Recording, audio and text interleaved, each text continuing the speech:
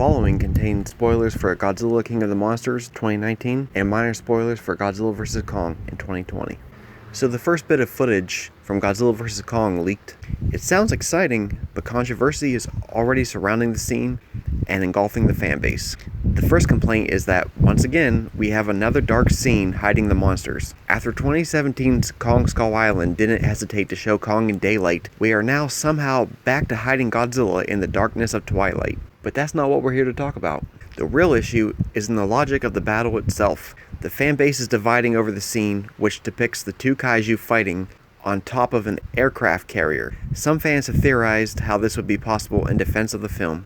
Others have grown concerned that this is MonsterVerse breaking logic. Before we pick this scene apart, let's agree that we haven't seen the movie yet, so we can't fully defend or hate it. Also, let's just agree that this is truly imaginative and interesting, and something we truly haven't seen before in any Godzilla film. This is new. But let's begin. Assuming we've all seen Godzilla 2014, you may recall we clearly see Godzilla swim under an aircraft carrier, and we know just how large Godzilla is in comparison. Furthermore, we know that Godzilla is continually growing, so how can Godzilla and Kong fit on a ship? Well, the easiest way to explain this would be look at the most recent Godzilla King of the Monsters film. In it, the United States government unveils the USS Argo, an oversized aircraft. We could presume that the government made a top secret larger ship, but does a larger ship mean it's strong enough to hold the two titans? Another theory on the internet is that the ship is actually sinking, and it is just beached in shallow water.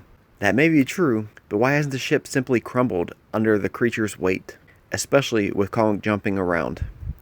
Well, we haven't seen the impact of Kong's jump landing back on the ship, so we don't know how Kong throwing his weight around damages the aircraft carrier. But even if the ship is built sturdy enough to withstand two kaiju fighting, that would only open another issue, one that I'm calling the Godzilla vs. Kong carrier paradox, or the MonsterVerse paradox? Well, let's just see where this discussion goes. In the MonsterVerse, Godzilla has been established as an untamable force of nature.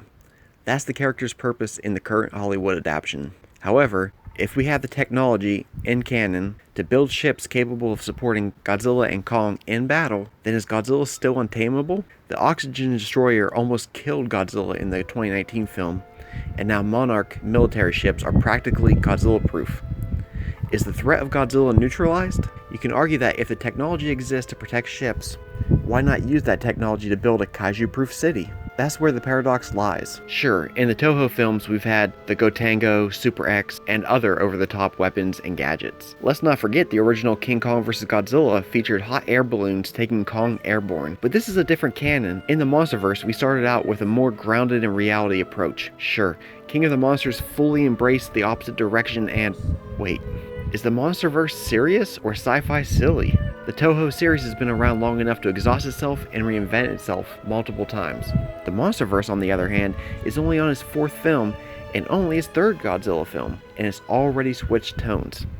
So it's easy to see why the fanbase is splitting. We've been given mixed messages about what to expect from the MonsterVerse. I think that's where most of the controversy is based. If you want over-the-top action, monsters fighting on an even bigger ship probably isn't even a problem to you. Or maybe it's a minor issue, but you can probably create your own explanation for this. But if you're still hoping for a serious tone, or at least a cohesive story with logic, I'm sorry to tell you this, but I think that ship has sailed. I want a serious film like the 2014 version, but with more action. However, it seems like Legendary is embracing the wacky side of Godzilla lore and is settling for mindless action. So do you think you can accept this scene for what it is? Do you have an explanation already prepared in your mind for this scene? How was the ship withstanding the brawl? Does this break continuity? Is the meaning of Godzilla in the MonsterVerse worthless now? And how do you feel about the cheesy moments in the Toho series compared to what the MonsterVerse is doing? What do you expect from the Legendary films? And finally, are you Team Godzilla or Team Kong? Thanks for watching.